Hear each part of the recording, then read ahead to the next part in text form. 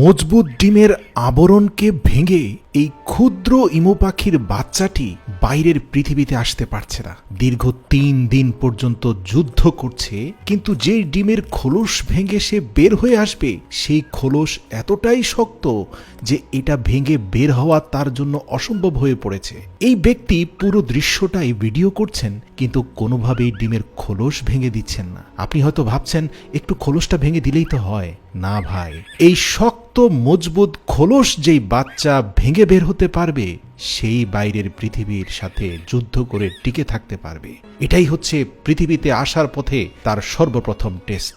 আমাদের জীবনটাও এমন, যেই শিশু যত বেশি স্ট্রাগল দেখবে সেই বড় হয়ে সবচেয়ে বড় যোদ্ধা হবে, পরিবারের যোদ্ধা, দেশের যোদ্ধা, জাতির যোদ্ধা। তো ভিডিওতে আপনারা যে বাচ্চাটিকে দেখতে পাচ্ছেন সে কিন্তু গত ৩ দিন পার হয়ে ৪ দিনে পড়েছে। তার পাশাপাশি অন্যান্য বাচ্চারা ডিমের খোলস ভেঙে ঠিকই বের হয়ে এসেছে, কিন্তু সে পারছে না।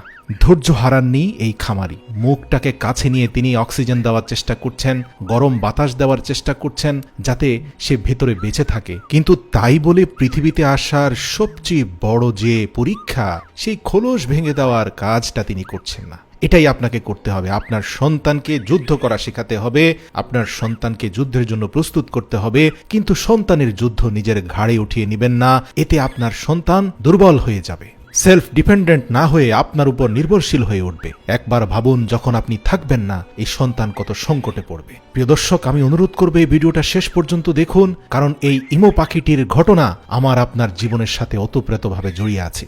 প্রিয় দর্শক, ৫ম দিনে পা দিয়েছে। ইতিমধ্যে ধারালো ডিমের খোলসের আঘাতে সে ক্ষতবিক্ষত হয়েছে, কিন্তু যুদ্ধ সে বন্ধ করেনি। সর্বশেষ ৬ষ্ঠ দিনে সে খোলসটা পরিপূর্ণরূপে ভাঙতে পেরেছে, কিন্তু ভারী খোলসের নিচে যে পাতলা শেলগুলো আছে সেই শেলটা তার শরীরে থাকা ভেজা পশমের সাথে আঠার মতো লেগে গিয়ে এই পাখিটাকে ভেতরে স্টাক করে ফেলেছে। ঠিক এই মুহূর্তে তার মালিক শুধুমাত্র যেই অংশটা তার মৃত্যুর কারণ হতে পারে সেই পাতলা আবরণটা তার শরীর থেকে আলতো করে সরিয়ে দিলেন। তারপরে শিশুটা ধীরে ধীরে বের হয়ে আসলো, কিন্তু অন্য পাখিগুলো ২ দিনে বের হলেও দীর্ঘ ৬ দিনের যুদ্ধে সে ইতিমধ্যে ক্ষতবিক্ষত হয়েছে। তার পায়ের গোড়ালিতে খুব ভারী ধরনের জখম হয়েছে, কিন্তু তাই বলে তাকে হারতে দেওয়া যাবে না। তাকে সাহায্য করা যাবে, কিন্তু তার যুদ্ধটা তাকেই লড়তে হবে। আপনারা দেখতে পাচ্ছেন তার পায়ের গোড়ালিতে ভারী আঘাতের কারণে সে স্বাভাবিকভাবে ২ পায়ের উপরে কোনোভাবেই দাঁড়াতে পারছে না, বরং শরীরটাকে ডানে বামে যতটুকু সম্ভব অগ্রসর হওয়ার ব্যর্থ চেষ্টা সে করে যাচ্ছে।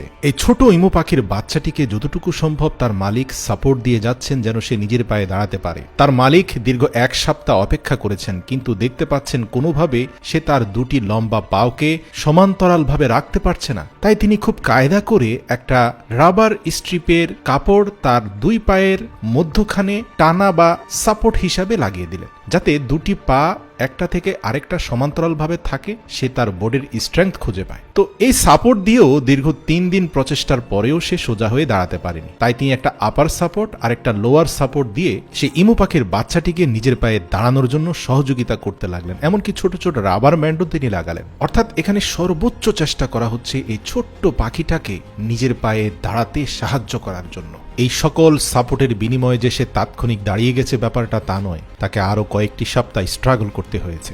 দেখা যাচ্ছিল দীর্ঘ ৫ মিনিট ডানে বামে কাঁপাকাঁপি করে সে ২-১ বারের জন্য সোজা হয়ে দাঁড়াতে পেরেছে। সে পরবর্তী কয়েক সপ্তাহ ধারাবাহিক পরিশ্রম করার কারণে ধীরে ধীরে সে সফলভাবে এই সাপোর্টগুলোর বিনিময়ে দাঁড়াতে পেরেছে। কিছুটা দুর্বলতা এবং কাঁপাকাঁপি থাকলেও সে লম্বা রাস্তা সোজা হয়ে হাঁটতেও পেরেছে। এবার ইমু পাখির মালিক তার পায়ের নিম্নাংশের সাপোর্টটি খুলে দিলেন, কারণ তিনি চান এই পাখিটি কোনো সাপোর্ট ছাড়াই হাঁটতে শিখুক। কারণ আপনারা দেখতে পেয়েছেন টানা দীর্ঘ ১ মাস পরে ইমু পাখিটি সক্ষমভাবে হাঁটা শুরু করেছে এবং ইতিমধ্যে তার দলের অন্যান্য সদস্যদের সাথে সংযুক্ত হয়েছে।